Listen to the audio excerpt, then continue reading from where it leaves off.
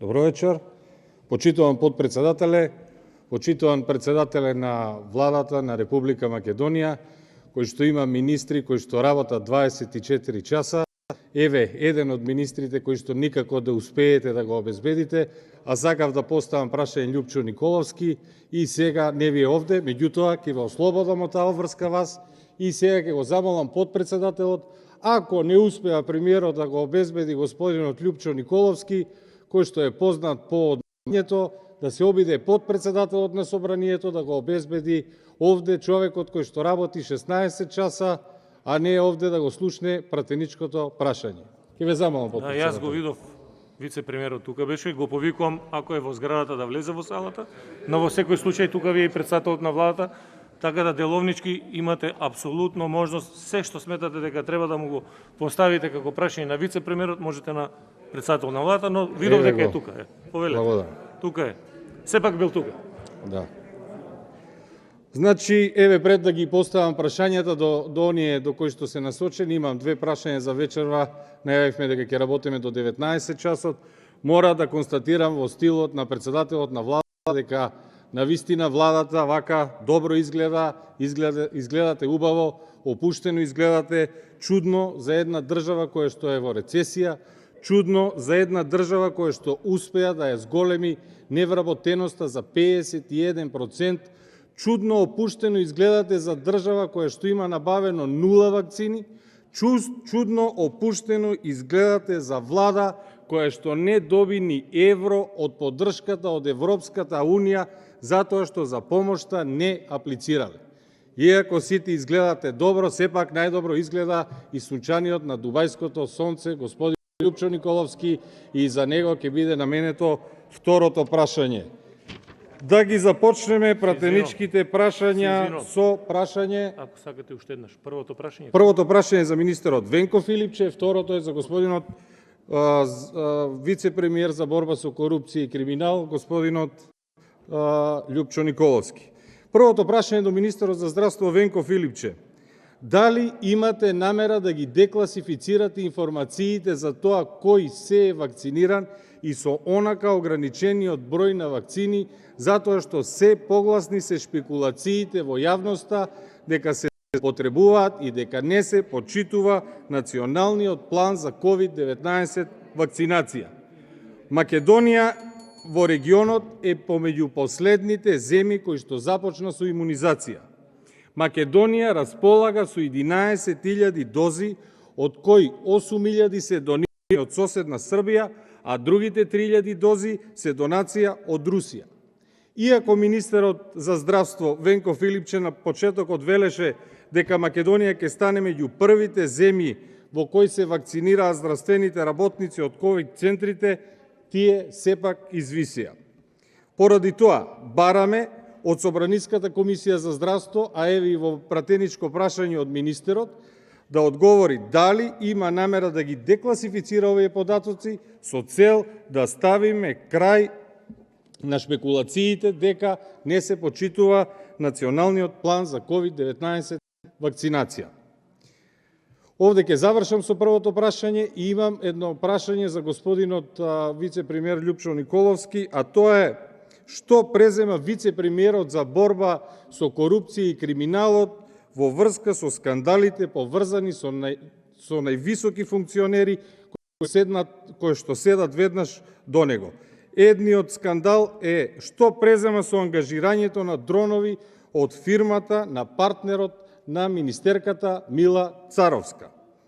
Да се подсетиме, во период на здравствена и економска криза, пред 2 недели, на 4 март, фирмата Flycam, која е во собственост на партнерот на Мила Царовска, подпишува договор со град Скопје за снимање со дрон за 1340 евра за прелетан километар.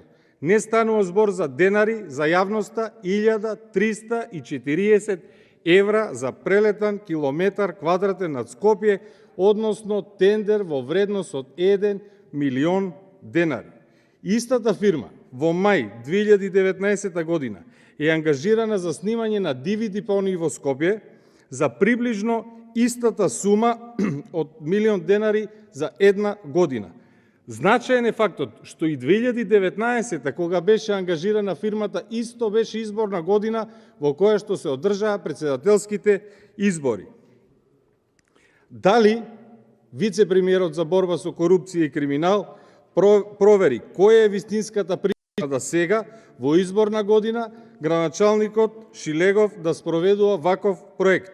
Што ќе се сними при летањето со дрон во Скопје, а потоа дали ќе се употребува како видео материјал за кампања за локалните избори? Затоа што ако ги следите мрежите, ќе видите дека ваков материјал сниман од дрон има изработено со високи професионални стандарди од страна на многу видео ентузијасти и едно обично видео покрива површина од над 10 километри кои што се снимани од ентузијасти, а токму за истите тие видеа кои граѓаните буквално за безпари како хоби ги објавуваат, вие ќе треба да платите фантастични 1340 евра, не вие, туку градот Скопје, меѓутоа вие како вице-премиер за борба со корупција и криминал треба да имате преземено одредени действија, затоа што нели вие се пофаливте дека работите 16 часа дневно. Вториот скандал, тоа е евидентниот шверц кој што го потврди и Царинската управа за шверцувани над 100 тони тутун. И никој не знае, не сака да се огласи каде воопшто завршил тој тутун. Од ден на ден расте срамот врз институциите што се нанесени со самите скандали и со тоа што се молчи. Институциите кои се плаќани од народни пари се срам, затоа што вакви скандали не се откриваат, се премолчуваат и се зацкриваат. Шверцот, кој што е потврден и од Царинската управа, е извршен во време кога вие, Лјупчо Николовски, сте биле министер за земјоделие, а тоа ни помалку ни повеќе шверц на граничниот премин на Деве Баер. Затоа ќе ве прашам и директно, како подпрашање. Каде завршил, каде е продаден 100 тони тутун, што е увезен во 2019-та од ваш близок пријател, тогаш кога вие сте биле министер за земјоделие? Дали вие како вице-премиер ќе се одважите лично да покренете постапка пред институциите за да се истражи по службена должност каде завршил овој тутун? Дали најодговорната институција во државата, јавното обвинителство, е под притисок на вице-премиерот за борба на корупција и на криминал? Шверцуваниот тутун, да знаете дека има далеку поштетни економски последици за економијата, меѓутоа, за жал, не добива третман како што доби путерот. Самиот шверцован тутун во време кога слабо оди откупот на тутун, кога тутунарите донесуваме закон за продолжување на откуп на тутунот, и тутунот се откупува по фантастично ниски цени, а со самиот шверц стотици милиони денари акциза се пропаднати, остварува многу поштетни последици врз економијата и за тутунарите, и за државниот буџет, и видовме дека вие, како влада и правосудните органи, не презедовте ништо. За од друга страна, кога стануваше збор за путер, во кој што изречената казна беше 1500 евра, видовме агресивна медиумска кампања, видовме каде заврши, видовме кој го уништи, видовме до детали што пишуваше на пакувањето, кој го внел и така натаму. Зошто и тутунарите не ја добија оваа заштита од нелегално увезениот тутун? Зошто и овде не се постапи на истиот начин? Ви благодарам.